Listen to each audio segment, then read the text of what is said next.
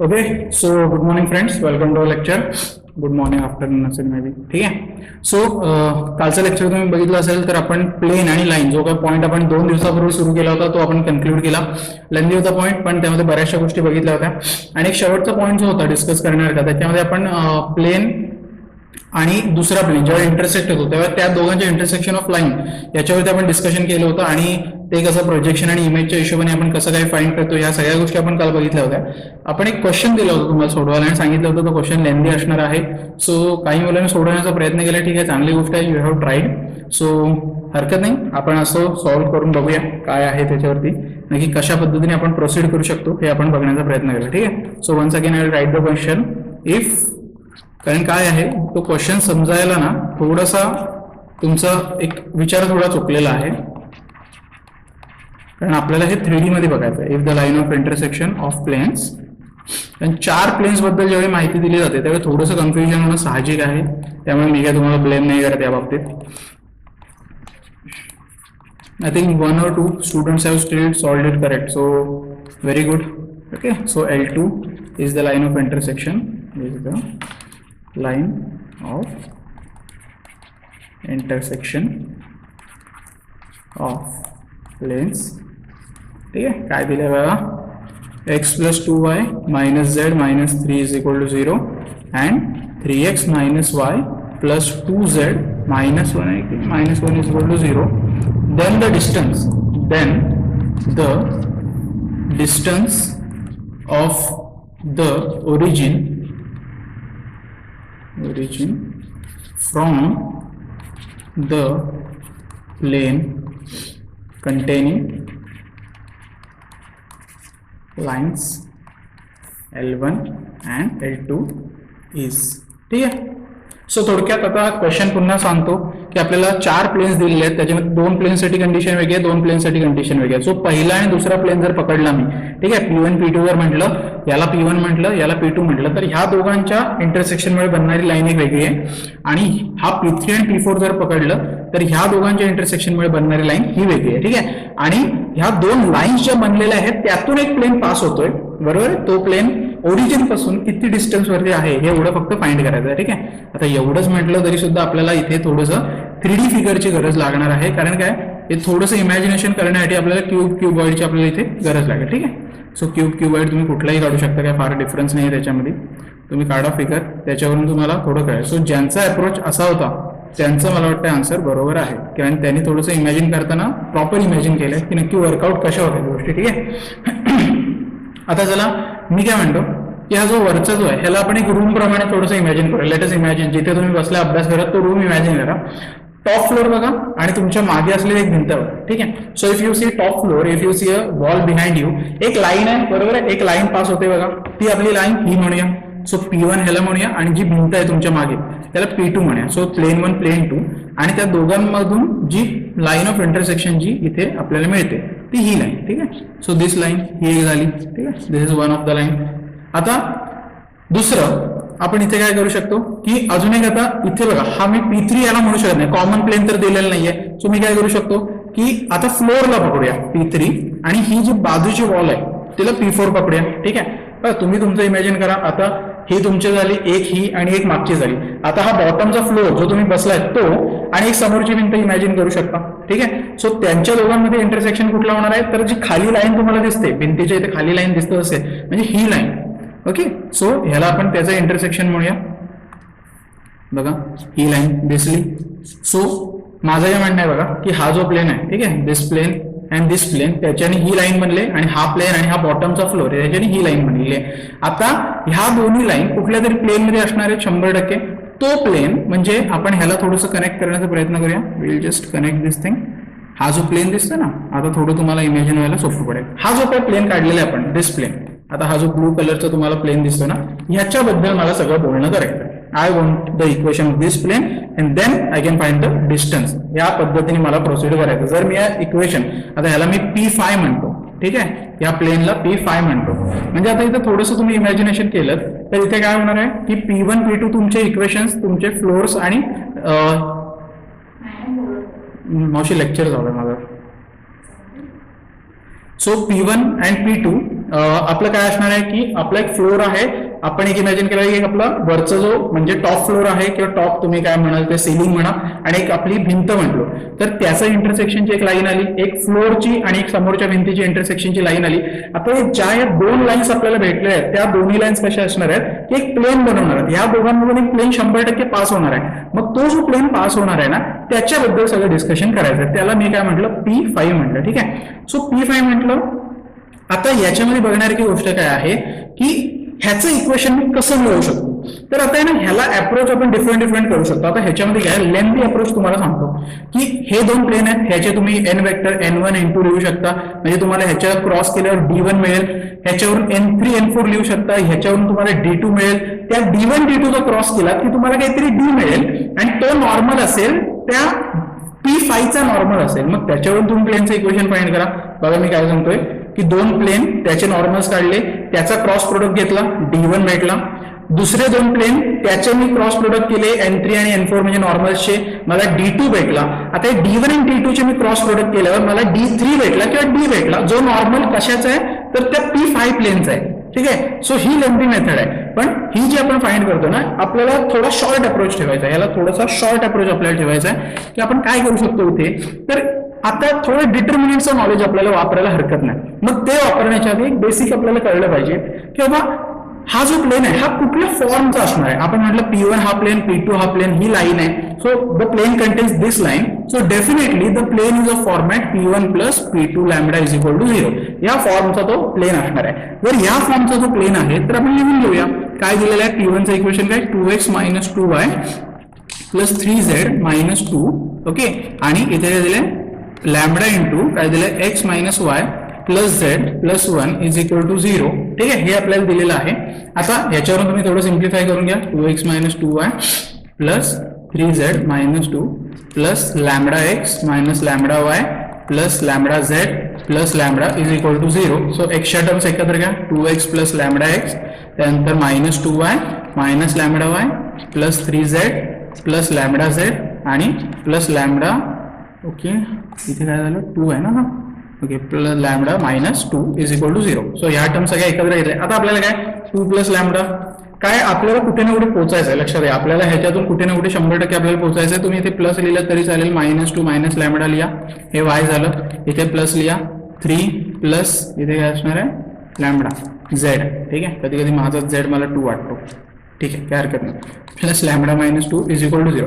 आता हे काय जे काय मिळालेलं आहे हे इक्वेशन ऑफ प्लेन आहे माझं, इक्वेशन ऑफ रिक्वायर्ड प्लेन. ठीक आहे, इक्वेशन ऑफ रिक्वायर्ड प्लेन म्हणजे काय P5 झाला माझा. हे P5चं इक्वेशन झालं. पण हे काय कम्प्लीट नाही, हे काय माझं कम्प्लीट प्लेन नाही आहे. ठीक आहे, सो आता मी इथे काय थोडासा विचार करतो की जर मी थोडी डिटर्मिनंटची नॉलेज इथे वापरायची म्हटलं तर मला थोडासा विचार काय करायला लागला, अजब गजब विचार आहे पण करावा लागणार आहे आपल्याला. आणि ऍडव्हान्सचा क्वेश्चन आहे असा, सॉरी मेन्सचा क्वेश्चन आहे पण लेंदी आहे. ठीक आहे, आता बघा माझं काय म्हणणं आहे की हा जो प्लेन आहे आपण इमॅजिन केलेला, इमॅजिन म्हणजे आपण काय धरलंय की ह्या लाईनला आणि ह्या लाईनला तो क्रॉस करतोय म्हणजे तो पास होतोय 100%. बरोबर, तो पास जर होतोय तर तो किती सोल्युशन जनरेट करू शकतो. बघा P4 P3 आणि हा जो प्लेन आहे हा किती सोल्युशन जनरेट करू शकतो असं तुम्हाला वाटतंय. मी म्हणतो infinite number of solution should be generated. का infinite number of solution generate का झाले पाहिजेत, तर इथे नंबर ऑफ इन्फिनाइट पॉइंट्सला तो कट करतोय. बरोबर आहे, P3 आणि P4च्या ज्या इंटरसेक्टिंग पॉइंट आहे किंवा ते जे दोन प्लेन आहेत त्याच्या ह्याच्यावरती लाईन आहे म्हटलं तो प्लेन इथे जो आलाय तो 100% सगळ्या पॉइंट्सला म्हणजे एक मोठी लाईन बनवले. लाईन बनवली म्हणजे इन्फिनाइट पॉइंट्स आले.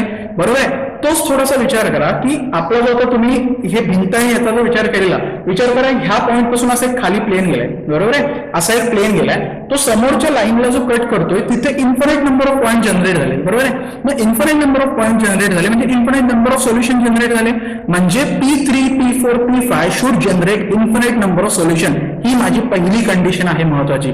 आता जर हाच प्लेन जो तुमच्या डोक्यावरून वरच्या लाईनवरून तिथे गेलेला आहे त्याला थोडं टिल्ट करा. Okay, let us tilt that plane. तर तो सगळ्या पॉईंटला नाही कट करणार, तो काय करेल एखाद्याच पॉईंटला कट करेल. म्हणजे काय झालं, तो एक सिंगल सोल्युशन मला प्रोव्हाइड करणार आहे. ओके, आता इथे माझ्या तर बुक नाहीये, I could have shown you. Okay, weight a minute. Okay, हा जो टॅबलेट आहे आता, ठीक आहे, if this is a tablet, हा ज्यावेळी असा कट करतोय बघा, असा ज्यावेळी कट करणार आहे, ह्याच्या बॉटमला इन्फिनाइट नंबर ऑफ पॉईंट्स आहेत, पण मी ह्याला थोडासा टिल्ट केला. ओके, ह्याला असा थोडा टिल्ट केला, हा काय झाला, तर हाच पॉईंट फक्त टच होतोय, बरोबर आहे. असा केल्यानंतर काय झालं, इन्फिनाइट नंबर ऑफ पॉईंट्स आले इथून या टोकापर्यंत. पण असा केल्यानंतर काय झालं की बाबा तो तिथे माझा एकच सिंगल पॉईंट कट करेल. म्हणजे तिथे विषय काय झाला की आपल्याला P3, P4 and P5, P3, P4 and P5 will generate किंवा will give infinite number of solutions. ठीक आहे, will give infinite number of solution. So ही गोष्ट झाली. आता इन्फिनाइट नंबर ऑफ सोल्युशन जर आपल्याला भेटत आहेत तर 100% आपल्याला इथे काय असणार आहे, डेल्टा मस्ट बी 0. त्यावेळेस मला इन्फिनाइट नंबर ऑफ सोल्युशन भेटू शकतात, बरोबर आहे. मग डेल्टा इज इक्वल टू 0 साठी मला काय की बाबा मला P3 आणि P4 च्या गोष्टी माहिती आहेत काय काय घ्यायच्या आहेत, कारण मला त्याचं इक्वेशन दिलेलं आहे, बरोबर आहे. हे जे आहे ना 1 2 -1 त्याच्यानंतर 3 -1 2 हे तर माझे 2 रो झाले. पण पहिला रो काय येणार आहे तर 2 प्लस लॅम्बडा, -2 मायनस लॅम्बडा आणि 3 प्लस लॅम्बडा. बघा 2 प्लस लॅम्बडा, -2 मायनस लॅम्बडा आणि 3 प्लस लॅम्बडा. आणि हे काय येणार आहे 1 2 -1 इथे 3 -1 आणि 2. It should be 0. तर हे 0 आलं पाहिजे, बरोबर आहे. हे 100% 0 आलं पाहिजे. आता तुम्ही हे डायरेक्टली एक्सपांड करा, otherwise you simplify this thing. आता सिम्प्लिफाय करायचं म्हटलं तर बघा हे दोघांना ऍड केलं तर इथून सगळे निघूनच जाईल, कारण की हे प्लस वाला आहे हे मायनस म्हटल्यावर इथे 0 येईल. तुम्ही असं करू शकतो C2 tends to C1 plus C2 असं लिहू शकतो किंवा C2 प्लस C1 लिहा. ठीक आहे, आपल्याला जी सवय आहे त्याच्या पद्धतीने जाऊया. आता ऑब्व्हियसली C2 बदलणार आहे, इव्हन ह्याला पण मायनस केले तर काय फरक पडणार आहे बघा, C3 शुड टेंड to C3 minus C1. Okay, हे जर ऑपरेशन कॅरी केलं तर काय होते बघा, हा तर चेंज होणार नाही. So 2 plus lambda 1 3. हे काय होईल, हे 0 येईल. इथे काय होणार आहे, हे 2 आणि इथे होईल मायनस, म्हणजे हे 3 झालं. ठीक आहे, प्लस करतोय आणि हे झालं -1 आणि हे झालं 2. ठीक आहे, इथे काय होणार आहे, इथे होणार आहे आपलं 1 राहिलं, कारण 3 प्लस लॅम्बडा आहे ना, 3 प्लस लॅम्बडा हो 1 राहिलं. आणि इथे काय राहणार आहे -1 म्हणजे हे 2 झालं, -2 व्हायला पाहिजे. आणि हे किती झालं -1, कारण 2 - 3 -1. So this should be equal to 0. आता थोडं सिम्प्लिफाय करायला सोपं होतं, मला लॅम्बडा भेटायला सोपं जाईल. सो मी एक्सपांड करतो, 2 प्लस लॅम्बडा इंटू काय झालं -3 आणि हे +4. इथे काय झालं -0, ह्याचं काही लिहायची गरज नाही सोडा. +1 इंटू काय झालं 2 - 9 इज इक्वल टू 0. सो हे झालं 2 प्लस लॅम्बडा, हे काय झालं 1. सो ते तसंच राहिलं. आणि हे काय झालं इथे -7 झालं, -7 इज इक्वल टू 0. सो हे काय झालं 2 plus lambda -7 is equal to 0. Therefore lambda is equal to 5. ठीक आहे, therefore lambda is equal to 5. So मला लॅम्बडा भेटला. आता लॅम्बडा भेटला म्हणजे काय 100% मला इक्वेशन ऑफ प्लेन भेटलं, कारण मला माहिती आहे इक्वेशन ऑफ प्लेन हेच आहे. सो याच्यामध्ये मी लॅम्बडा सबस्टिट्यूट करतो. सो ते केल्यानंतर काय भेटणार आहे बघा, so required equation of plane ज्याला की आपण P5 म्हटलेलं आहे. ठीक आहे, so we have called it P5. काय येणार आहे ते एकदा बघून घेऊया. इक्वेशन काय होतं 7 - x आहे, बरोबर. 7x - 7y plus 8z plus 3 is equal to 0. So हे इक्वेशन ऑफ प्लेन झालं. आता काय नाही, आता इक्वेशन ऑफ प्लेन जर भेटलेलं आहे तर डिस्टन्स फ्रॉम ओरिजिन 100% इथे काय असणार आहे, डिस्टन्स फ्रॉम ओरिजिन. आता तुम्ही एक लक्षात घ्या, इमॅजिन करा की तुम्ही 0 0 टाकून द्या, सरळ XYZ वगैरे काय का 0 0. सो हे काय झालं, हे सगळं झालं 0 आणि हे 3 आणि अंडर रूट मध्ये काय होईल इथे तुमचं 7 स्क्वेअर 49 प्लस 49 प्लस 8 चा 64. ठीक आहे, म्हणजेच काय झालं, हे आपण 3 अपॉन हे झालं 50 162 162. ठीक आहे, सो दिस विल बी 162. आता 162 ला जर कन्वर्ट करायचं म्हटलं जे आपल्याला सिम्प्लिफाईड होईल तर 81 2. ठीक आहे, सो 9√2 या पद्धतीने मी करू शकतो. So this will B 3 divide झाला, सो 1/3√2. सो आय थिंक मी तुम्हाला ऑप्शन दिले होते, त्यामुळे ऑप्शन होता हा 1/3√2. ठीक आहे, सो सोल्युशन थोडंसं लेंदी आहे. ऑब्व्हियसली मी तुम्हाला काल पण म्हटलं होतं की this is a very lengthy question, तरी सुद्धा एक शॉर्टकट अप्रोचने सांगितलंय. विचार करा, ह्याला जर मी लॉंग कट अप्रोचने सांगायचं म्हटलं तर की ते अवघड होऊन जाणार आहे. ठीक आहे, सध्या विषय काय आहे की हे शॉर्टकट अप्रोचने आपण गेलेलो आहे, एक डिटर्मिनंटची प्रॉपर्टी वापरून सोडवण्याचा प्रयत्न केलेला आहे, म्हणून हा एवढा छोटासा झालाय. मी जे तुम्हाला सांगितलं ना ते एक बेसिक इथे तुम्हाला सांगून देतो की काय आहे. N1 आणि N2 चा क्रॉस प्रोडक्ट घेतला, मला D1 भेटला, बरोबर आहे. N3 आणि N4 याचा क्रॉस प्रोडक्ट घेतला, मला D2 भेटला. मला D1 क्रॉस D2 घेतला, मला D भेटला. हा जो D आहे हा काय आहे, it is a normal to P5. झालं, यू फाइंड युअर सोल्युशन. म्हणजे हे पण लेंथीच आहे, हे काही कमी नाही आहे. आणि मग ह्याच्यानंतर डिस्टन्स, सो हे पण लेंथी मेथड झाली. बट ती इमॅजिन करायला पण थोडीशी कठीण होऊन जाते, कारण काय तुम्हाला दोन प्लेन आहेत, एकाचा नॉर्मल दुसऱ्याचा नॉर्मल, क्रॉस प्रोडक्ट, मग ते सगळं ते किचकट होऊन जातं. त्यामुळे ही प्रॉपर्टी लक्षात ठेवा, ही खूप इम्पॉर्टंट प्रॉपर्टी आहे की ज्यावेळी बाबा infinite number of solution generate होतात, डेल्टा मस्ट बी 0. ही जर गोष्ट मला क्लिअर आहे तर मी कुठलाही प्रॉब्लेम ह्याच्या बेसवरती सोडवू शकतो. हा 2018-19चा कुठला तरी मेन्सचा क्वेश्चन आहे, पण ज्या मुलाने अटेम्प्ट केला असेल तर चांगली गोष्ट आहे. ज्यांना 100 out of 100 पडले असतील त्यांना तर अटेम्प्ट करणं गरजेचं होतं. But if students have attempted this question and have got less marks knowing that they could have solved some other question, they were wrong. So they were wrong to choose this question. You should have left this question and moved to the another question. कारण काय होणार होतं की नक्कीच 25 पैकी असे problem असणार होते जे ह्याच्यापेक्षा कमी वेळ घेतात. ठीक आहे, सो नक्की तिथे तुम्हाला हा सोडून दुसरीकडे जाण्याला हरकत नव्हतं. पण ठीक आहे, आपण आता लेक्चर बघतोय शिकतोय म्हटल्यावर आपल्याला त्याचं सोल्युशन बघणं तेवढंच गरजेचं आहे. ठीक आहे, सो मला वाटतं इथपर्यंत जर क्लिअर झाला असेल तर आपण पुढे जाऊ शकतो, आपल्या नेक्स्ट पॉईंटकडे जाऊ शकतो, जो की आपला इम्पॉर्टंट पॉईंट असं म्हणता येणार नाही. ठीक आहे, आता तुम्हाला सर इम्पॉर्टंट पॉईंट का नाही लिहून घेतो, काय आहे तो स्पियर. ठीक आहे, द पॉइंट इज स्पियर. आता ह्याची थोडीशी हिस्ट्री सांगतो तुम्हाला. ह्याच्यावरती क्वेश्चन जे आहेत ना, हे AI ची एक्झाम तुम्हाला जर ऐकून माहिती असेल, जे आमच्या वेळी होती, म्हणजे मी जेव्हा स्कूलमध्ये होतो त्यावेळी AI एक्झाम आमच्यासाठी खूप मोठी होती. म्हणजे आम्ही सुद्धा CETच दिलेली आहे, नाही असं नाही, बट AI एक्झाम आमच्या दृष्टिकोनाने मोठी होती आणि ती एक्झाम टॅकल करणं डिफिकल्ट होतं. जसं तुमची आता JEE आहे तशीच त्याच्यापेक्षा त्याच लेवलच्या आसपास AI सुद्धा होती, पण थोडी सोपी. तर त्या एक्झाम मध्ये ह्या टाईपचे क्वेश्चन बघायला मिळत होते. ठीक आहे, त्या एक्झाम मध्ये ह्या टाईपचे क्वेश्चन बघायला मिळायचे. त्यानंतर मला वाटतं 15-1 वर्षात मला वाटतं हे काय क्वेश्चन स्पियरकडे कधी परत ते JEE वाले वळून गेलेच नाही. ठीक आहे, हा आता लेक्चर इथे स्टॉप करू आणि झोपून जाऊ असा विचार असेल तर चुकीचा करताय. कारण काय आहे की ह्याच्या पुढच्या काही गोष्टी आहेत ज्याचं आपल्याला नॉलेज यूज होणार आहे. ठीक आहे, त्यामुळे जसे सर बोलले 15 वर्षात प्रश्न नाही, चलो काम संपलं, किती 20-25 मिनिटं झाली असतील, एवढंच लेक्चर आहे, बरं झालं.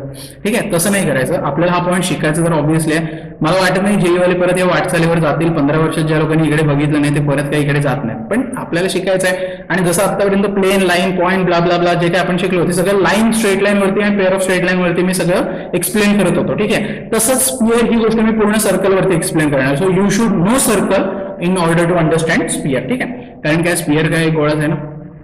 ठीक आहे, भोपळा एक गोळा. ओके, बरा आलाय. ठीक आहे, सो ऑब्व्हियसली हे असं कुठेतरी तुम्हाला इथे बघायला मिळेल. हाच आपला सर्कल असतो. Okay, adjust, this is a very good figure, you have to adjust it. ठीक आहे, सो आता इक्वेशन ऑफ स्पियर, पहिली गोष्ट मला काय पाहिजे की इक्वेशन ऑफ स्पियर. ठीक आहे, ओके.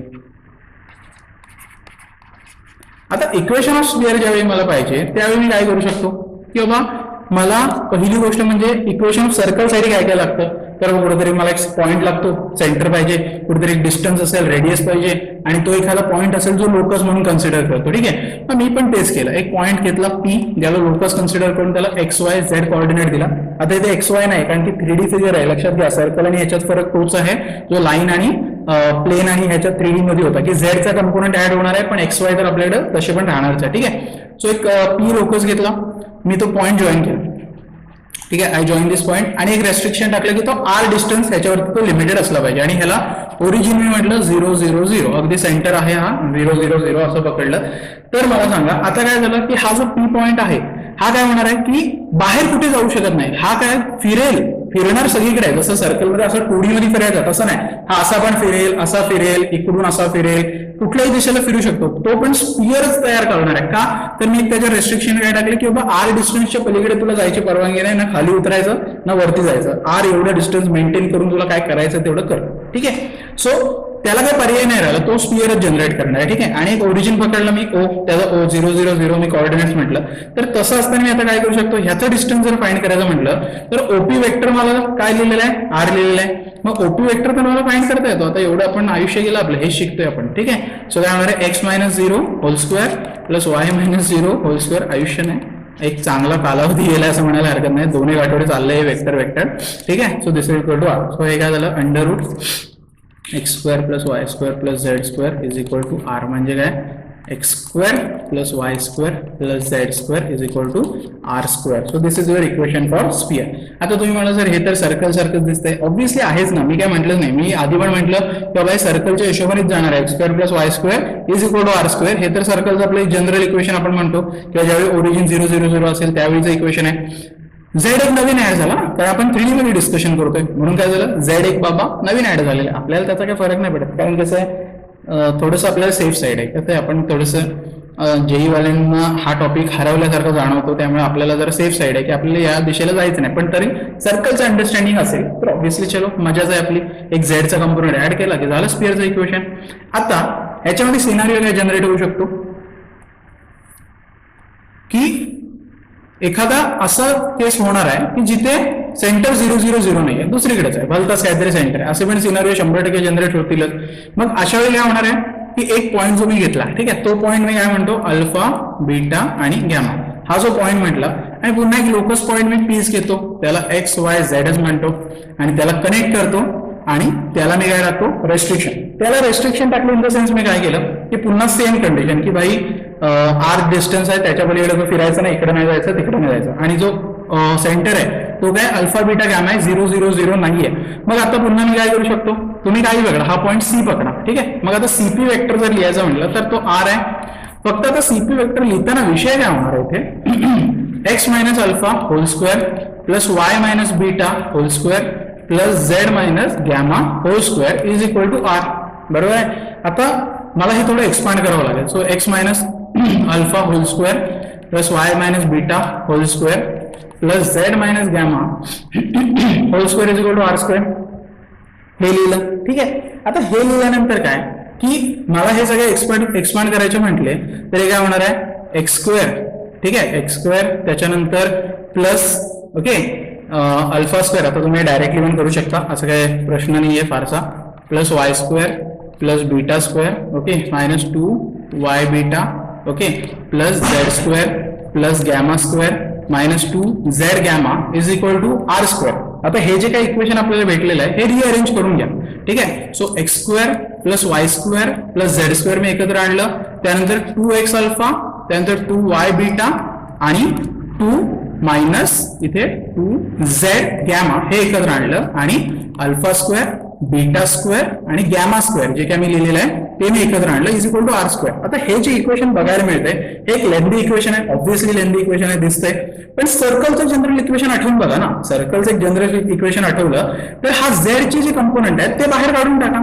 झेडचे कंपोनंट जर तुम्ही जागेवरून बाजूला केले तर तुमच्याकडे उरतं काय, उरणार तर तेच आहे जे सर्कलचं इक्वेशन आहे. म्हणजेच काय की मला सगळे मेथड सर्कल सारखी फॉलो करायचे. आता बघा हा जो काय पार्ट आहे हा आर स्क्वेअर मी जर इकडे घेऊन आलो, ठीक आहे, आर स्क्वेअर जर मी इकडे घेऊन आलो म्हणजेच मी लिहिलं x square plus y square plus z square minus 2x alpha minus 2y beta minus 2z gamma plus alpha square plus beta square plus gamma square minus r square is equal to 0. हे जर मी लिहिलं तर आता काय होणार आहे, हा जो पार्ट आहे हा माझा एक कॉन्स्टंट असेल, बरोबर आहे, हा माझा कॉन्स्टंट असेल.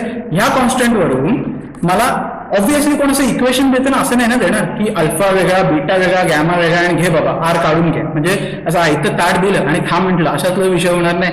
थोडीशी मेहनत करावी लागेल, मला सेंटर काढायला लागेल. आता मागच्या ह्याच्यात मला सेंटर माहिती होता 0 0 0 आहे, इथे सेंटर कसं फाइंड करणार, तर आपल्याला माहिती आहे की आपण जे काही कंपोनंट्स आहेत ते एक्सच्या कंपोनंटला बरोबर आहे म्हणजे -2 ने डिवाइड करायचो, बरोबर आहे. इथे -2 ने डिवाइड केलं की आपल्याला इथे काय भेटायचे, आपले जे काही सेंटरचे कोऑर्डिनेट्स आहेत ते आपल्याला भेटायचे -2 ने डिवाइड केल्यानंतर.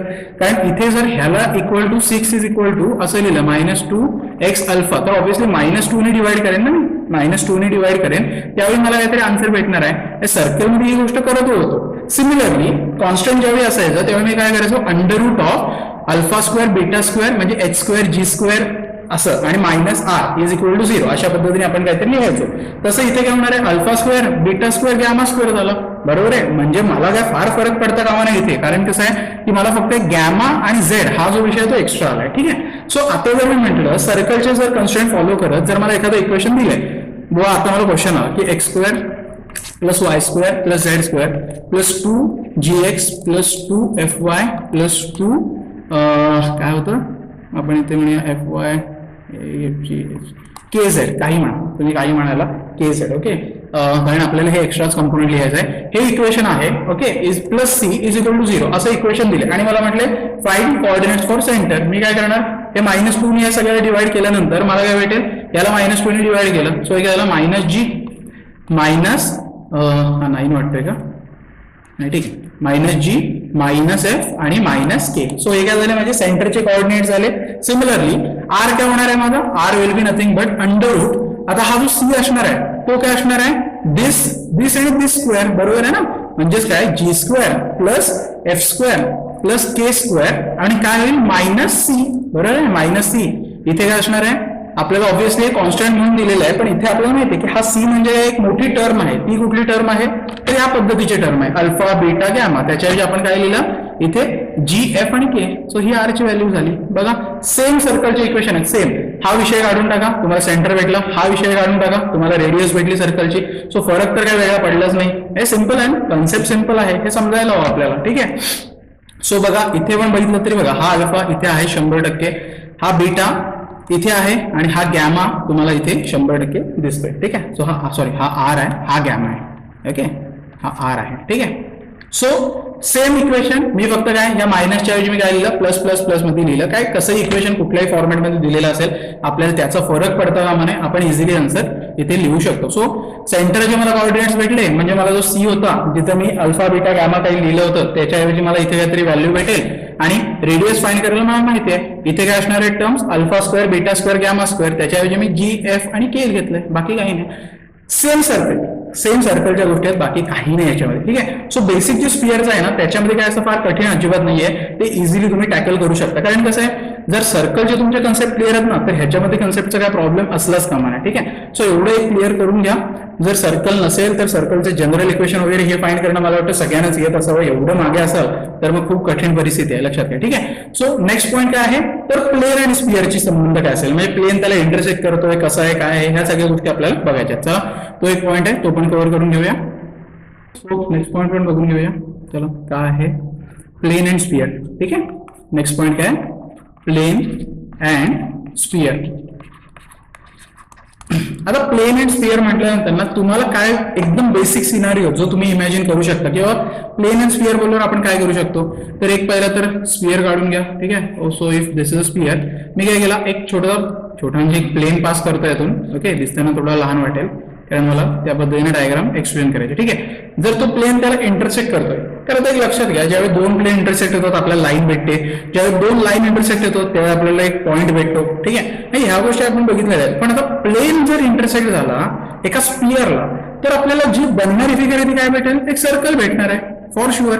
ही जी असं काही इथे बनणार ना, हा एरिया ऑफ इंटरसेक्शन हा काय बनणार आहे, एक सिंपल एक सर्कल बनणार आहे. थोडा इमॅजिन करू शकता.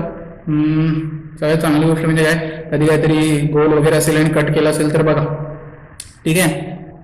आईस्क्रीमचा स्कूप असा कट केला तर आपल्याला काय दिसेल, एक सर्कल दिसेल, ठीक आहे. सगळ्यात चांगलं उदाहरण तुम्हाला बरं पण वाटेल, ओके. सो एखाद्या सर्कल स्पिअरला आपण काय केलं, कट करून टाकल्यावर काय होणार आहे, तर मेजरली जो बनणारा इंटरसेक्शनचा पार्ट आहे तो काय असणार आहे, तो आपला एक सर्कल बनणार आहे, ठीक आहे. सो सर्कल बनतो तर आपण काय करू शकतो आता की ह्याच्यावरती आपण काही ना काहीतरी इथे एक्सपेरिमेंट करण्याचा प्रयत्न करूया की हा जो सेंटर आहे तो कसा असू शकतो, ठीक आहे. त्याच्यानंतर त्याच्यावरती हा जो आता एक थोडासा कलर वेगळा घेण्याचा प्रयत्न करूया आपण जेणेकरून तुम्हाला थोडंसं क्लिअर होईल, ठीक आहे.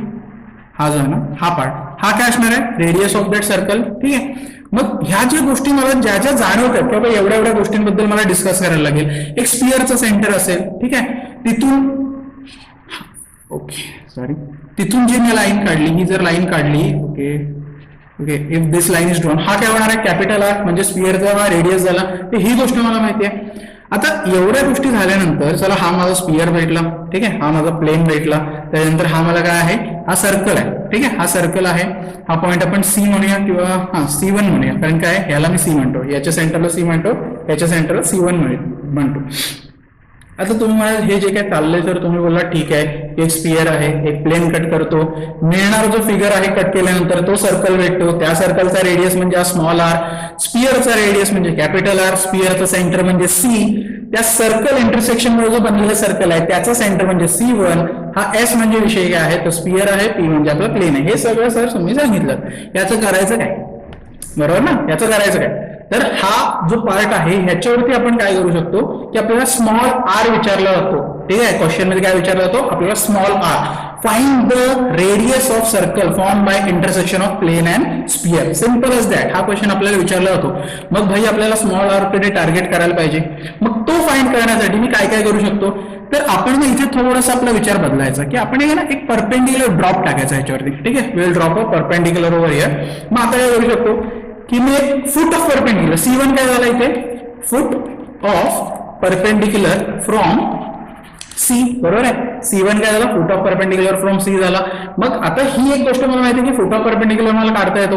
मग तो मी काय करेन, C1 डिस्टन्स आहे, ठीक आहे. C1 भेटेल, ह्याच्यावर मला C1 भेटला. ओके, C1 माझ्याकडे आता थोडक्यात ऑब्टेंड असं म्हणूया.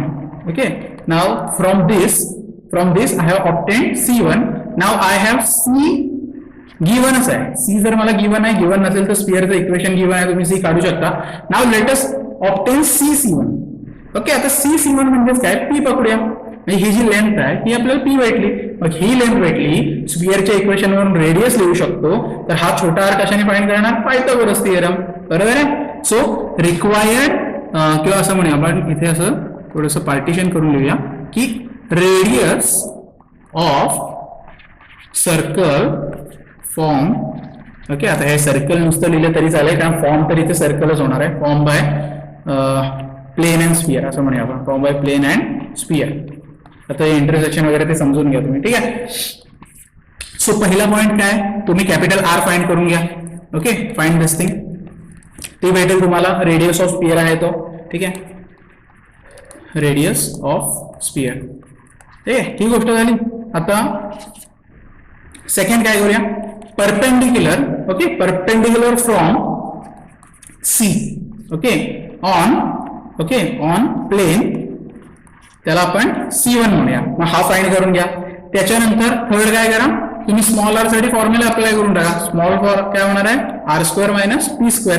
आताच म्हणलं P हे डिस्टन्स काय असणार आहे आपलं, जे आपण C1 ने काढणार आहे ते लेंथ आपली डिस्टन्स टू P असणार आहे. सिंपल आहे. म्हणजे जर मला प्लेन अँड स्पिअर वरती एखादा क्वेश्चन आला तर मी टॅकल कसा करायचा आहे, पहिली गोष्ट म्हणजे स्पिअरच्या इक्वेशन वरून मला रेडियस काढता येईल ती आपण इथे बघितलेली आहे. आता आपण या गोष्टी जरा क्लिअर केल्या की स्पिअरचं इक्वेशन दिलेलं असेल आणि सेंटर पासून असेल तर अमुक अमुक रेडियस आहे. त्याच्यानंतर जर असं असेल तर रेडियस काय असणार आहे, जनरल इक्वेशन असेल तर सेंटर कसं फाइंड करणार, तर बाबा कोएफिशियंट्स आहेत तर या XYZ च्या कोएफिशियंट्सला -2 ने डिवाइड करा, त्याच्याने मला हे भेटून जाईल. ही आपण गोष्ट इथपर्यंत क्लिअर करून घेतली, ठीक आहे. सो हे सगळं झालं. आता काय आहे, आता मला हे फाइंड करायला सांगितलंय की हे स्मॉल रेडियस जो इंटरसेक्शन मुळे बनलेला आहे, पण त्याच्यासाठी मला आधीच्या कन्सेप्टचा अप्रोच पाहिजे. म्हणजे मी हे फाइंड केलं, त्याच्यानंतर C फाइंड केल्यानंतर C1 me foot of perpendicular me find केलं. दोन्ही गोष्टी मिळाल्यानंतर मी पायथागोरस थिअरम लावला आणि चलो माझा प्रॉब्लेम सुटला, ठीक आहे. So in this way you can solve. आता क्वेश्चन बघितल्यानंतर तुम्हाला जरा अंदाज येईल. So will continue this thing, थोडं चेंज म्हणून. The radius of circle in which, ठीक आहे, विच द स्पियर. आता स्पियरचं इक्वेशन तुम्हाला माहिती आहे, भलं मोठं येणार आहे, x² + y² + z² + 2x - 2y - 4z - 19 = 0 is cut by, okay, is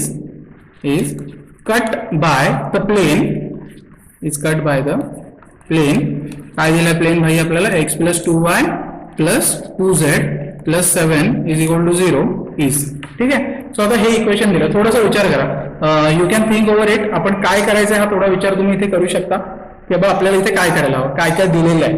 चलो, मला स्पिअरचं इक्वेशन दिलेलं आहे. आता स्पिअरचं जर इक्वेशन दिलेलं आहे तर पहिला फिगर तुम्ही काढायला सुरुवात करा.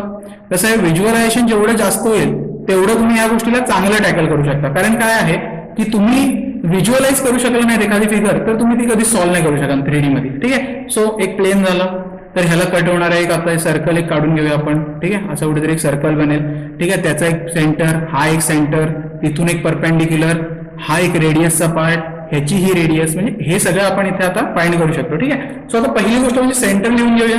सेंटर लिहायला काय, हे जे कोएफिशियंट्स आहेत XYZ चे त्याला -2 ने डिवाइड केलं, ह्याला गेल्यावर काय होईल, तर सेंटरचे कोएफिशियंट्स आहे -1 1 आणि इथे -2 ना, म्हणजे 2, म्हणजे हा काय झाला -1 1 आणि 2. सो एवढं मला भेटलं. सो याच्यानंतर आता थोडासा माझा अप्रोच कसा असला पाहिजे, मला सेंटर भेटलाय. आता हा C झाला, हा C1चा विषय मला कुठेतरी पाहिजे, बरोबर आहे, C1चा विषय पाहिजे. पण थोडंसं आता विचार करा की इक्वेशन ऑफ प्लेन दिलेलं आहे, बरोबर आहे, आपल्याला इक्वेशन ऑफ प्लेन दिलेलं आहे इथे. आता जर आता मी त्या इक्वेशन ऑफ प्लेन वरती ओके जर मी त्याच्यावरती अजून थोडंसं ऑब्झर्वेशन केलं तर मी कॅपिटल आर म्हणजे माझा रेडियस मिळवू शकतो. मग तो पहिला मिळवून घ्या. Okay, you should find capital R. तो पहिला फाइंड करा. तो कसा आहे, अंडर रूट ऑफ हे जे काय ना हे सगळ्यांचा स्क्वेअर, कुठे गेला, हा सेंटरचा स्क्वेअर 1 + 1 + 4 आणि मायनस सी, पण इथे सी काय -19 आहे, सो -19 लिहून टाका, काय हरकत नाही. हे सॉल्व्ह करून घ्या. किती झालं, 1 + 1 2 2 6 आणि झालं 25 ना, बरोबर आहे, हो 25, म्हणजे किती झालं 5, म्हणजे कॅपिटल आर पण किती झाला तर 5 झालं. ठीक आहे, जर ह्या सगळ्या गोष्टी आहेत ओके इथपर्यंत मला काहीच प्रॉब्लेम नाही आहे. आता मी काय विचार करू शकतो थोडासा, आता इथे बघा या प्लेनच्या इक्वेशनवर मी असं काय करू शकतो. आता प्लेनचं इक्वेशन भेटलं, आता मला एक पॉईंट भेटला, ठीक आहे, मला एक पॉईंट सी भेटला. आता जर मला पी पाहिजे तर मला फॉर्म्युला माहिती आहे, परपेंडिक्युलर डिस्टन्सचा मला फॉर्म्युला माहिती आहे, हा प्लेनचा इक्वेशन आणि हा इथे, सो पीचा मला फॉर्म्युला माहिती आहे, काय येणार आहे, मॉड ऑफ, आपण मॉड घ्यायचो. आता हा पॉईंट ह्याच्यात सबस्टिट्यूट करावा लागेल, so -1 + 2 + 4 okay +7 upon under root. लक्षात घ्या बघा, मी फॉर्म्युला नाही लक्षात ठेवत, मला एक माहिती आहे परपेंडिक्युलर डिस्टन्स फाइंड करायचं नाही याचं. ठीक आहे, हा पॉईंट हा प्लेन वरती हा पॉईंट आहे ना, हा प्लेनच्या इक्वेशनवर टाकून द्या की तो वरचा तुमचा न्यूमरेटर झाला आणि ह्या बाबांचा स्क्वेअर करून घ्या, तो डिनॉमिनेटर झाला, म्हणजे झालं 1 + 4 + 4. ठीक आहे, हा मॉड मध्ये सोडवा, किती येणार आहे तुमचं -2 ना, म्हणजे 4 6 आणि 12 आणि हे किती झालं 9 म्हणजे 3 म्हणजे 4. ठीक आहे, सो पी झाला 4. सो जर पी मला 4 भेटलाय, आर माझा 5 आहे, तर मला तो फॉर्म्युला काय माहिती आहे ना, r² - p², तो टाकून द्या. r = under route r² - p². So इथे किती झालं 25 - 16, सो इथे झालं 9. सो 3 ऑप्शन आहे, yes, so 3. So r = 3, this option is available. हा मेन्स मधला क्वेश्चन आहे, this is a question from mains examination. ठीक आहे, सो किती इझिली तुम्ही टॅकल करू शकता या गोष्टीला. महत्वाचं काय, थोडासा विचार करणं, कुठल्या अप्रोचने आपण थोडासा प्रॉब्लेम काय बघतो, हा महत्वाचा पार्ट आहे. मला स्फिअरचं इक्वेशन दिलंय म्हटल्यावर मला रेडियस मिळेल, चलो मी एक ऑब्झर्वेशन नंतर मला कळलं रेडियस मी काढू शकतो. अजून ऑब्झर्वेशन मधून मला कळतं सेंटर काढू शकतो, असं सर्कलमध्ये आपण अप्रोच ठेवला, सेम अप्रोच आहे. त्यानंतर मला C1 काढायचं, मग डिस्टन्स काढण्यासाठी परपेंडिक्युलर डिस्टन्सचा फॉर्म्युला, पण रट्टा मारायची गरज नाही, जसं शिकवलंय तशा पद्धतीने कंटिन्यू करू शकता. त्याच्यानंतर मी काय केलं, चला पायथागोरस लावला, माझा आन्सर आला. काय कठीण नाही आहे, लक्षात घ्या, काहीच कठीण नाही आहे. हे प्रॉब्लेम खरंच खूप सोपं आहे. ठीक आहे, सो याचा अप्रोच सोपा आहे, तुम्ही या सोप्या पद्धतीने त्याला सोडवण्याचा प्रयत्न करा. लक्षात उगाच काहीतरी कॉम्प्लिकेटेड करून ठेवायची गरज नाही. ओके, सो अजून एक क्वेश्चन बघूया जो मेन्स मध्ये आला होता. काय, इफ द प्लेन काय दिले 2ax - 3ay + 4az + 6 = 0 passes through the midpoint of the line joining the centers of the spheres x² + y² + z² + 6x - 8y, ठीक है, -2z = 13. Okay, and okay, x² + y² + z² -10x + 4y - 2z = 8.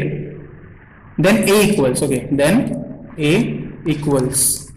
ठीक आहे, म्हणजे ए unknown आहे याच्यात विचारलंय. आता question बघितल्यानंतर तुमचं पहिलं मत काय, हे पहिलं मला जाणून घ्यायचंय, पण आता ऑब्व्हियसली मी जाणून घेऊ शकत नाही, पण तुमच्या स्वतःकडे ठेवा. बरं, क्वेश्चन वाचा, काय दिलंय, if the plane something passes through the mid point of line joining the centres of spheres. पहिल्यांदा मुलांना प्रश्न पडेल, हे आपल्याला जमण्यातला विषय नाही. 2 स्पिअर, एक स्पिअर तर झेपत नाही सर, 2 स्पिअर काय देऊन ठेवलेत, तर एक लक्षात घ्या, हा खूप सिंपल प्रॉब्लेम आहे. पहिला फिगर काढणं इम्पॉर्टंट आहे. मी तुम्हाला आधीच म्हटलं की ज्याला व्हिज्युअलायझेशन जमलं करायला तो माणूस या गोष्टी इझिली टॅकल करू शकतो. 2 स्पिअर आहेत ना, काढून घ्या ना, आपल्याला काय फरक पडतो. ठीक आहे, त्याच्या सेंटर्सला जॉईन करणारा एक लाईन आहे. ठीक आहे, आणि त्या लाईनचा सेंटर आहे बघा, एक मिड पॉइंट आहे आणि हा प्लेन त्या मिड पॉइंट मधून पास होतोय. ह्याच्या प्लेनला काय दिलेलं नाही, एकदम सिंपल गोष्ट आहे, एकदम सिंपल गोष्ट दिलेली आहे. आपल्याला फक्त थोडंसं आपल्याला कसं आहे आपण विचार करता, म्हणून मी म्हटलं तुमचं मत काय हे पहिलं जाणून घेणं गरजेचं आहे. ज्याला वाटलं असेल की ठीक आहे अशा पद्धतीने विचार केला, you are on the right track, एकदम म्हणतात प्रॉपर तुम्ही फिगर काढलेली आहे. पण ज्याला नाही सुचलं तर थोडंसं आपण कसं शांतपणे घ्यायचं की अरे 2 स्पिअर आहेत, 2 स्पिअर काढले, त्यानंतर बाबा त्या लाईन जे सेंटर पासून लाईन बनते त्याच्या मिड पॉईंट मधून एक प्लेन पास होतोय, मग चलो तो पण काढून घेऊया. इथून सुरुवात करा ना. आता 2 स्पिअर दिलेत म्हटलं सेंटर काढायला काय कठीण आहे का? सेंटर C1 जर मी पहिल्या स्पिअरचं म्हटलं तर काय येणार आहे, याच्या XYZ ला डिवाइड करून टाका, काय येणार आहे -3 4 आणि 1, आणि ह्याचं काय येणार आहे, काय दिलं आहे -10 ना, म्हणजे 2 सॉरी 5 2 डिवाइड झाल्यावर काय 5 -2 आणि 1. ठीक आहे. सो हे झाले सेंटर. ह्याचा मिड पॉईंट तुम्हाला काढता नाही ना. बघा आता फिगरने जर लिहिलं तर तुम्हाला आता इमॅजिन नाही होतं फिगर कशी असणार आहे किंवा 3D मध्ये ह्या गोष्टी कशा चालल्यात हे काय समजायला कठीण आहे. आता मिड पॉईंट काढून टाका. मिड पॉईंट कसा होणार आहे, ह्या दोघांचं ऍडिशन करा, डिवाइड बाय 2 करा. सो इथे लिहू शकतो मिड पॉईंट हा बा 5 - 3 2 डिवाइड बाय 2 1 झाला, नंतर 4 - 2 म्हणजे 2 म्हणजे 1 झाला, आणि 1/2 म्हणजे 1 झाला. अरे वा, मिड पॉईंट एकदम असं आनंद देण्यातलं मिड पॉईंट भेटलेलं आहे 1 1 1. ठीक आहे. आता आपल्याला ए विचारलंय तर त्यांचं म्हणणं आहे की प्लेन आहे ना या मिड पॉईंट मधून पास होतोय, म्हणजे त्या पॉईंट मधून पास होतोय. मिड पॉईंट विशेष बाजूला टाका. एक प्लेन एखाद्या पॉईंट मधून पास होतोय म्हणजे तो पॉईंट त्या प्लेनला सॅटिस्फाय तर करणार आहे की नाही, 100% करणार आहे. टाकून द्या हा मिड पॉईंट त्या प्लेनच्या इकडे टाकून द्या. सो इक्वेशन काय दिलंय त्याच्या हिशोबाने हा जर m मी लिहिला 1 1 1 आणि प्लेनचं इक्वेशन काय दिले 2ax - 3ay plus 4az plus 6 = 0. चला टाकूया 2 × a - 3a plus 4a plus 6 = 0. हे झालं मायनस म्हणजे हे 3a प्लस 6 = 0 म्हणजे 3a - 6 a - 2. So option number C मध्ये आहे हा option available. So this was the question from mains also. Okay. बघा वाचल्यानंतर क्वेश्चन असा वाटला मला, म्हणजे मला नाही ऑब्व्हियसली तुम्हाला वाटलं असेल की बाबा हा सुटणार का नाही, किंवा स्टुडंट लाईफमध्ये मी सुद्धा हा विचार केला असता की हा झेपण्याचा प्रश्न नाही, कारण 2 स्पिअर दिलेत, कुठे त्यांच्या सेंटर लाईन जॉईन करतायत, त्यांचा मिड पॉईंट त्यातून प्लेन पास होतोय, वाचण्यासाठी कठीण आहे. लक्षात घ्या जेवढा क्वेश्चन मोठा आहे ना, जेवढा एसे टाईप क्वेश्चन येतो तर त्या क्वेश्चन मध्ये इन्फॉर्मेशन पण तेवढीच जास्त दिलेली असते. हे थोडंसं हा पार्ट समजून घेणं आपल्याला गरजेचं आहे. ठीक आहे.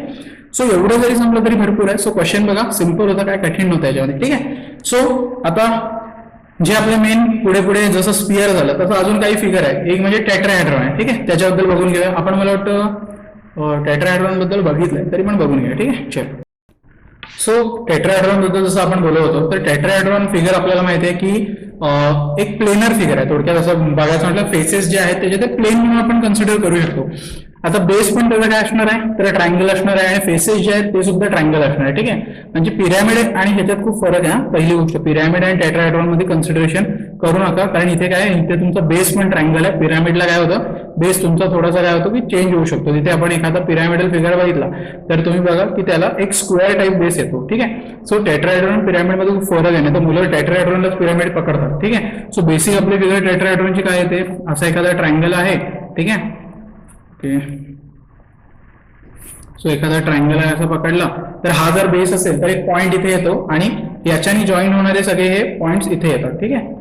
सो आता थोडंसं ओके. ठीक आहे. सो बघायला गेलं तर फिगर दिसताना अशीच दिसणार आहे. हा एक फेस दिसेल, असा एक फेस असेल आणि असा, आणि बेस जो आहे तो सुद्धा एक ट्रायंगल असणार आहे. ही आपल्याला टेट्राहेड्रॉनची बेसिक माहिती आहे. तर मला वाटतं ही आपण गोष्ट क्लिअर केलेली आहे. आता जर बेस म्हटलं एबीसी आहे तर हा एबीसी बेस झाला तर ओ एखादा मी पॉईंट म्हणू शकतो जो वरून आहे. सो कसं आहे अशा पद्धतीने जाऊ शकतो. So this can be my base, आणि मग हे वरती दिसणारा पॉईंट आहे, बेसच्या वरती जो पॉईंट दिसेल तो हा ओ पॉईंट आहे. ठीक आहे. सो अशा पद्धतीने टेट्राहेड्रॉन बद्दल डिस्कशन झालेलं आहे. आपण याच्यावरती क्वेश्चन डिरेक्टली बघण्याचा प्रयत्न करूया. ठीक आहे. सो लेक्चर बघितलं नसेल वेक्टर्स जर बघून घ्या, त्याच्यामध्ये टेट्राहेड्रॉन दिलेलं होतं. ठीक आहे. टेट्राहेड्रॉन ओके हॅज व्हर्टायसेस, त्याला किती व्हर्टायसेस किती फेस हे सगळं दिलेलं आहे. ठीक आहे. ओ दिलेला आहे 0 0 0. ठीक आहे. ए दिलाय 1 2 1. ठीक आहे. बी दिलाय 2 1 3 अँड सी दिलाय -1 1 आणि 2. ठीक आहे. सो हे दिलेलं आहे. आता याच्यामध्ये बघा की व्हर्टायसेस दिलेले आहेत आपल्याला, then angle between the faces. ठीक आहे. हे महत्वाचं आहे.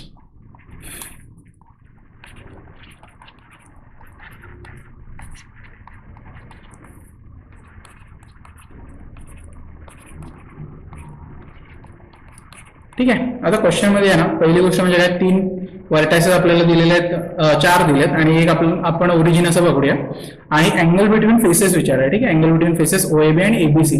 तर पहिला म्हणजे फिगर काढून घ्या. काय आहे, जर तुम्ही फिगर जर प्रॉपर काढताय तर तुम्हाला कुठेतरी व्हिज्युअलायझेशनला पण ते बेटर पडणार आहे. ठीक आहे, सो ही जर फिगर आहे, हा एखादा पॉईंट घ्या. ठीक आहे, आणि हा एक पॉईंट जॉईन करूया. ठीक आहे, तर आता थोडंसं तुम्हाला पिरॅमिड समोसा दिसत असेल तर बरं आहे. सो हा O म्हणूया, ज्याचं 0 0 0 आहे ओरिजिन. हा A म्हणूया, हा B म्हणूया आणि हा C म्हणूया. ठीक आहे, सो हे व्हर्टायसेस दिले आहेत. हा माझा बेस आहे, असा पकडा. कन्सिडर दिस एज माय बेस.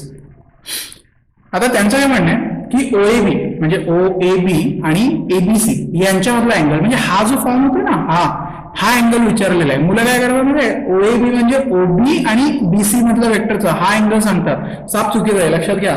तुम्हाला विचारलेलं आहे की फेसेसचा अँगल विचारलाय, म्हणजे जे दुमडलंय ना, असं जो फेस असा तयार झालाय, दुमडला एखादा फेस किंवा असा विचार करा असं, तर हा जो अँगल फॉर्म झालाय हा आणि असा या फेस मधला तो विचारलेला आहे आपल्याला. लक्षात घ्या, दुमडलेला ह्याच्यातला अँगल विचारलाय. तुम्ही अँगल चुकीचा करताय, तुम्ही असा जर विचार करताय 2D मध्ये तर तो चुकीचा आहे. लक्षात घ्या, फेसेस आर प्लेनर फिगर आहे. ऑब्व्हियसली तो एक प्लेनच आहे, भले ट्रायंगल शेप मध्ये पण प्लेन आहे, हे डिस्कस करून झालेलं आहे. सो टेट्राहेड्रॉनचा क्वेश्चन त्या प्लेनच्या बाहेरचा क्वेश्चन नाही आहे. बऱ्याच वेळा मुलांचा असं असतं, अरे टेट्राहेड्रॉन ह्याच्यात कुठं आलं नाही, आहे त्याच्यातच आहे. ठीक आहे, सो तेवढी गोष्ट थोडंसं आपण लक्ष द्यायला हरकत नाही. ओके, सो आता असं जर दिलं असेल तर मी अप्रोच काय ठेवू शकतो, हा अँगल फाइंड करण्यासाठी मी काय अप्रोच ठेवू शकतो, तो पहिला अप्रोच समजून घेऊया. आता मी काय म्हणेन म्हणजे ह्या फेसचा OABचा आपण एक नॉर्मल फाइंड करूया N1 वेक्टर. तसंच ABCचा नॉर्मल फाइंड करूया N2 वेक्टर. आणि जर N1 N2 भेटले मला तर मी काय लिहू शकतो, cos of theta is equal to N1 dot N2 upon mod of N1 N2. संपला विषय, दॅट विल बी इट. हा फॉर्म्युला होईल. मग आता N1 मिळणार कसा तो पण बघून घेऊया. N1 कसा मिळणार आहे मला बघा, OA इंटू OB अशाने भेटून जाईल, cross product of OA in OB. बरोबर आहे, सिंपल आहे. आणि N2 मला कसा भेटेल, AB घ्या, AB आणि AC घेऊन टाका. हा N2 भेटला. आता एक साधारण ह्या एका स्लाइड मध्ये तुम्हाला मी क्वेश्चनचा फ्लो पूर्ण समजवलाय. क्वेश्चन सोडवायला अजून लेंथी आहे, लक्षात घ्या, कारण हा N1 N2 फाइंड करायला थोडासा वेळ जाईल, 2 डिटर्मिनंट सोडवायला लागतील आणि मग याच्या सबस्टिट्यूशन. पण एक फ्लो तरी समजला की ह्या फेसचा एक नॉर्मल, ह्या फेसचा एक नॉर्मल, ओके, त्याच्यामधला अँगल आपण cos थीटा अशा पद्धतीने काढू शकतो. ठीक आहे, सो हे लक्षात ठेवा. आता N1 सो काय आहे, तो काय येणार आहे I J आणि K आणि काय दिला होता OA OB असं दिले ना, OA इंटू OB म्हणजे A चे कॉर्डिनेट्स काय 1 to 1, म्हणजे इथे काय आलं 1 to 1 आणि B चे कॉर्डिनेट्स काय 2 1 3, सो इथे आलं 2 1 3. ठीक आहे, सो हे सॉल्व्ह करून घेऊया. बघूया हे काय येतं, I into 6 - 1 minus J into 3 - 2 plus K into 1 - 4. ठीक आहे, सो हे काय झालं 5I. ठीक आहे, मायनस J आणि -3K. ठीक आहे, सो हा N1 वेक्टर झाला. आता N2 वेक्टर सिमिलरली फाइंड करू शकता. N2 वेक्टर पण डिटर्मिनंटनी फाइंड करून घ्या. कसं येणार आहे बघा, आता AB म्हटल्यावर B - A करावं लागेल आणि AC ला काय करायला C - A करावं लागेल. ठीक आहे, सो पॉईंट बघूया. पहिला तर IJ के लिहून घेऊया. ठीक आहे, सो आता पॉईंट्स तुम्ही ऑब्व्हियसली क्वेश्चन लिहून घ्या, म्हणजे तुम्हाला कळेल मी काय लिहितोय. सो इथे 1 - 2 आणि हे काय येणार आहे 2 आणि ते -2 -1 आणि 1. ठीक आहे, सो हे तुम्ही कॉर्डिनेट्स मायनस करून इझिली काढू शकता, याच्यात काय वेगळं नाही केलं मी. So I into -1 plus 2 minus J into 1 plus okay plus 4 झालं आणि K इंटू -1 -2. सो हे काय झालं I प्लस 5J -3K. बरोबर आहे ना, 3K बरोबर. आता काय करतो, आता यांचा डॉट प्रोडक्ट वगैरे मला भेटणार आहे cos थीटा. सो इथे आला N1 dot N2 upon mod of N1 N2. ठीक आहे, मॉड ऑफ N1 N2. आता डॉट प्रोडक्ट घेऊया. डॉट प्रोडक्ट मध्ये काय येणार आहे बघा, याचा आला इथे 5 आला, इथे -5 आला आणि इथे 9 आला, म्हणजे थोडक्यात वरती राऊंड होतं 5 + 5 + 5 + 9. ठीक आहे, आता डिनॉमिनेटरला तुमचा अंडर रूट मध्ये काय येणार आहे ते एकदा चेकआउट करून घेऊया. याचं आलं 25 -1 आणि 3, म्हणजे काय आलं 25 1 आणि 9, 25 1 9 आणि ते काय आलं रूटमध्ये 125 आणि तेच आलं 1 + 25 + 9. ठीक आहे, सो आता इथे एवढं भेटलेलं आहे. आता हे कॅल्क्युलेशन मला वाटतं तुम्ही फॉरवर्ड करू शकता. हे किती झालं 19 अपॉन, आता हे काय होणार आहे ते चेक करून घेऊया. 25 आणि 35 आणि हे 35. ठीक आहे. सो √35 √35 म्हणजे 35 लिहू शकतो आपण नुसतं. ठीक आहे. So cos of theta is equal to this. So obviously theta विचारलेला आहे का? हो, थीटा विचारलं आहे. Therefore theta is equal to cos inverse of 19/35. Okay. So this will be a final answer. कठीण नाही आहे क्वेश्चन मध्ये, काय तसं फार डिफिकल्ट दिलेलं नव्हतं, पण थोडंसं कसं लेंथी आहे क्वेश्चन. आपण ना की बाबा टेट्राहेड्रॉनचे 4 व्हर्टायसेस दिले, तर मी एक बेस पकडला, त्यानंतर फेस मधला अँगल विचारलाय म्हटल्यावर मला दोघांचे नॉर्मल काढले, नॉर्मल मध्ये मग कॉस थीटाचा फॉर्म्युला अप्लाय केला आणि मला आन्सर भेटला. फक्त कॅल्क्युलेशन लेंथी आहे, बाकी काय नाही ह्याच्यामध्ये, बाकी काही नाही. ठीक आहे. ओके. नंतरचा जो पॉइंट आहे तो म्हणजे पिरॅमिड. ठीक आहे. सो पिरॅमिड बद्दल आपल्याला डिस्कशन करायचं आहे. आता डिस्कशन वगैरे नाही, टेट्राहेड्रॉन वगैरे ज्यावेळी डिस्कशन केलं होतं त्यावेळी पिरॅमिडच्या पॉईंट बद्दल पण डिस्कशन केलेलं. आता कसं आहे की एक ऍडव्हान्सचा क्वेश्चन आपल्याकडे होता, तो क्वेश्चन मी घेणार आहे ज्याच्यामध्ये जवळजवळ सगळ्या कन्सेप्ट आपल्या बऱ्यापैकी क्लिअर होऊन जाईल की प्लेन आणि याचा संबंध कसा आहे हे आपण पहिला बघण्याचा प्रयत्न करूया. ठीक आहे. सो ऑब्व्हियसली पिरॅमिडचा तुम्हाला माहिती आहे शेप काय असणार आहे, किंवा स्क्वेअर असणार आहे बेस, आणि बाकी सगळे फेसेस हे ट्रायंगल असणार आहेत. एवढं मला वाटतं सगळ्यांना माहिती आहे. तो ही गोष्ट क्लिअर असेल तरी भरपूर झाला. ठीक आहे. ओके. क्वेश्चन थोडा नाही, चांगलाच मोठा आहे. Consider a pyramid. ठीक आहे. PY लिहितोय फक्त OP. Okay. Just I will OPQRS located in the first ऑक्टंट.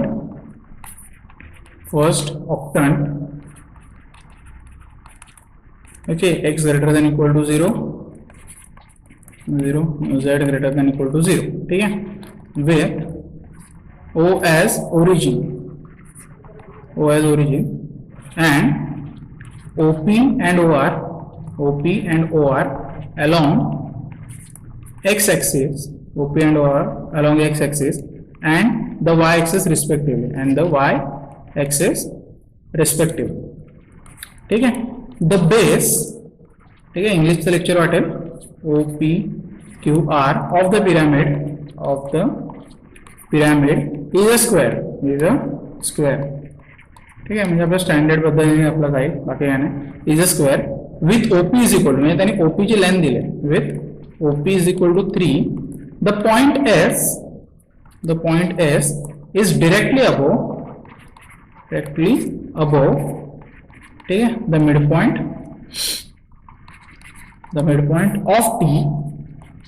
Of T. Okay. Is directly above the mid point. Okay. Mid point एवढंच आहे, ऑफ T नाही आहे, द मिड पॉइंट आहे. T mid point. Okay. Mid point T of diagonal, कारण T कुठे हे तर पाहिजे, diagonal OQ such that TS is equal to 3. Okay, then find angle between OQ and OS. Okay, find angle between OQ and OS. Question obviously page वरून आहे.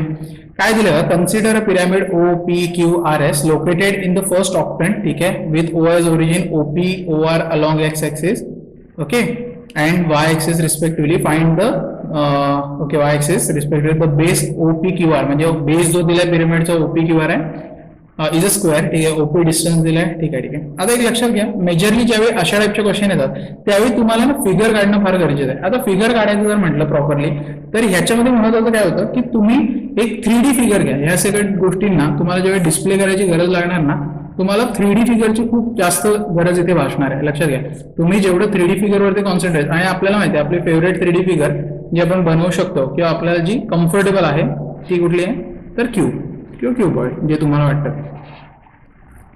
ठीक आहे. So ती बनवून घेतली, त्याच्या अलॉंग तुम्ही ऍक्सेस पण द्या, तुम्ही ऍक्सेस द्या. आता ह्याच्यात जरासं आपण चेंज करूया, इथे Z ऍक्सेस दिला, म्हणजे अगदी ते राईट हँड सिस्टम फॉलो करून आपण हे काढूया की X to Y गेलं तर कर्ल केल्यानंतर Z ऍक्सेस वरती गेला पाहिजे. त्या हिशोबाने आपल्याला सवय काय, इथे X, इथे Y आणि इकडे Z बघायची सवय. ठीक आहे. सो आता हे झाल्यानंतर क्वेश्चन मध्ये जे दिलंय त्याच्या अकॉर्डिंग काय काय बनवायला सुरुवात करूया. त्याने आपल्याला काय दिलंय, O. ठीक आहे. O ओरिजिन दिलाय, त्यानंतर P, Q आणि R हा काय आहे, बेस दिलाय. चलो बेस दिलेला आहे, चांगली गोष्ट आहे. आता O मी काय देऊ शकतो, 000 देऊ शकतो, काय प्रॉब्लेम नाही आहे. पण त्यांचं म्हणणं आहे ओपी डिस्टन्स आपल्याला त्याने दिलेलं आहे, बरोबर ना. त्याने आपल्याला डिस्टन्स दिलेलं आहे ओपी. हे ओपी डिस्टन्स 3 आहे, तर मी याचे कॉर्डिनेट्स लिहू शकतो का? तर येस लिहू शकतो, कारण मी असा ट्रॅव्हल केला ना, एक्स ऍक्सिसच्या अलॉंग मी ट्रॅव्हल केलाय तो 300. पण हा जो बेस बनलाय हा काय आहे? हा पूर्ण स्क्वेअर आहे.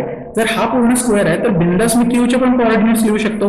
आता बघा, असं आलं 3 आणि असं गेलं 3, बरोबर ना. असं इकडून 3 आलं, इकडून 3 आलं, म्हणजे 3 3 0 झाला.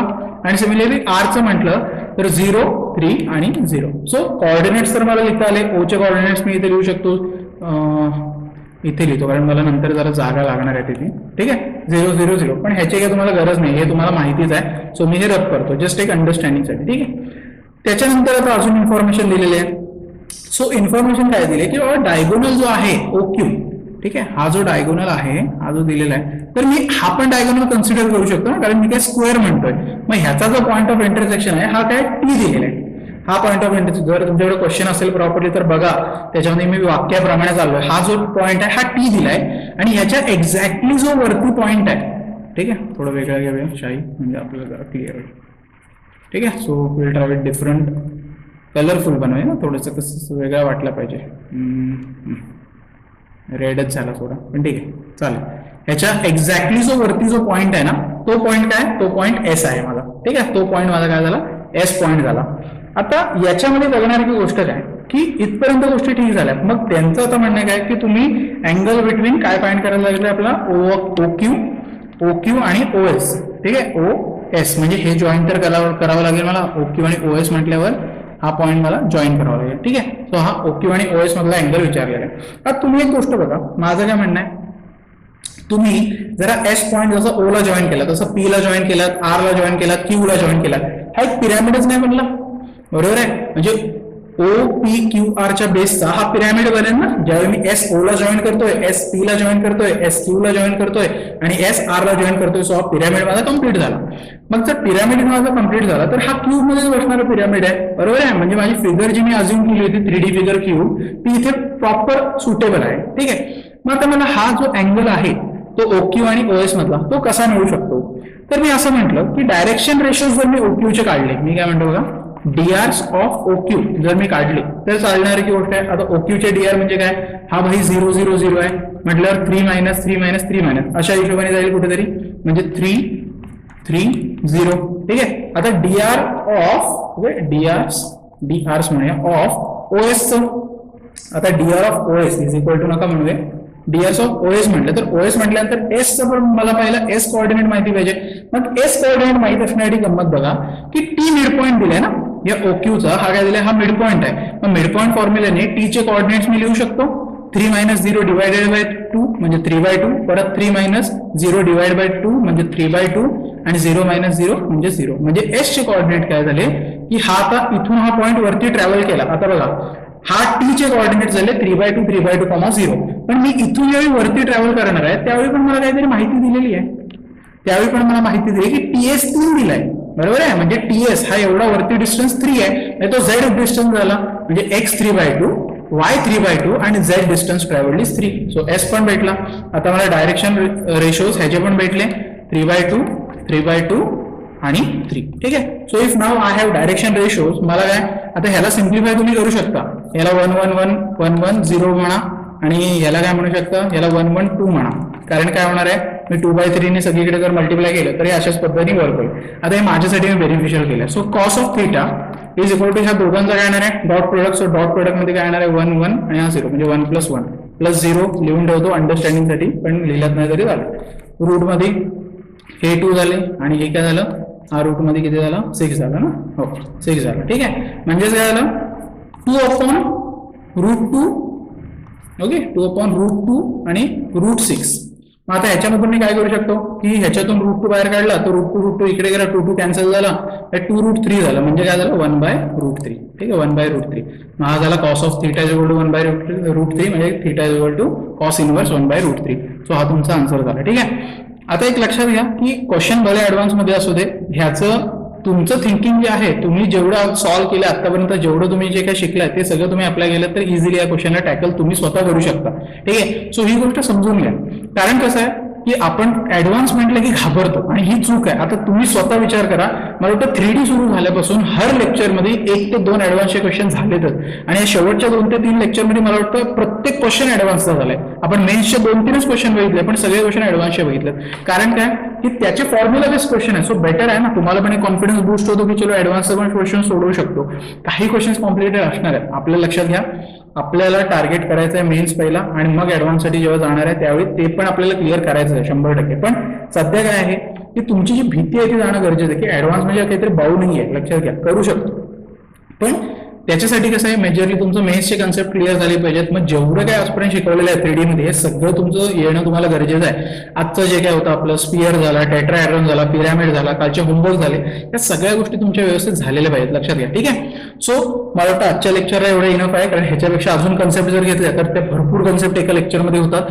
कसं आहे, टाइमपेक्षा माझं म्हणणं आहे की how much you are teaching is very important. कारण कसं आहे की तुम्ही जे शिकवताय ते महत्वाचं आहे ना की किती तास शिकवताय. मी जर म्हणतात ना 2 तास शिकवताय त्याच्यामध्ये माझं बोलणं जर म्हणतात ना तासभर आहे आणि शिकवणं अर्धा तासाचा, तर त्याला उपयोग नाहीये. पण आपल्याच कन्सेप्ट जवळजवळ 4 झाल्या डिस्कस करून, सो ते इम्पॉर्टंट आहे. ठीक आहे. So will stop our lecture over here. व्यवस्थित बघा, उरलेले पॉईंट्स ऑब्व्हियसली आपण उद्यापासून कव्हर करायला सुरू करणार आहे. पण मॅक्सिमम पार्ट हा 3D मधला संपलेला आहे. Okay, so maximum part of your 3D is already done. तुम्ही लेसन संपलाय असं सुद्धा म्हणू शकता आणि त्या पद्धतीने अभ्यास करा. आज मला वाटतं वेन्सडे आहे, so Thursday, Friday, Saturday, so उरलेले कन्सेप्ट आपण असतील ते उद्या घेऊया आणि बाकी प्रॉब्लेम सॉल्व्हिंग वरती आपल्याला भर द्यायचा आहे. सो एक्झामसाठी तयारी करा. संडेला आपली एक्झाम असणार आहे. चांगले मार्क आले पाहिजेत यावेळी सुद्धा. गेल्या वेळी सुद्धा तुम्ही खूप चांगला परफॉर्मन्स दिला होता. हेच कंटिन्यू पाहिजे मला तुमच्याकडून, अपेक्षा हीच आहे. आणि लेक्चर बघत चला रे. कसं आहे, ज्यावेळी आम्ही लेक्चर टाकतो, म्हणजे मीच नाही सर्व टीचर लेक्चर टाकतात आणि तुम्ही बघत नाही त्यावेळी मग ते टीचरला वाईट वाटतं. अरे जेवढे माझे स्टुडंट्स आहेत तेवढ्यानी पण लेक्चर बघितले नाही, हे थोडं चुकीचं आहे.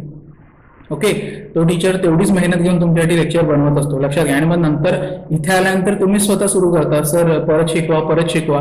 त्यावेळी आमचा क्वेश्चन कॉमन असेल, तुम्ही लेक्चर बघितलेत का, आणि इथून पुढे गोष्टी सुरू होतील. सो थोडासा विचार करा की आपण लेक्चर बघतो की नाही बघतो, कोणाला फसवतोय, टीचरला फसवतोय नाही स्वतःला फसवतोय. ठीक आहे. सो जरा व्यवस्थित लक्ष द्यायचं आहे आजपासून.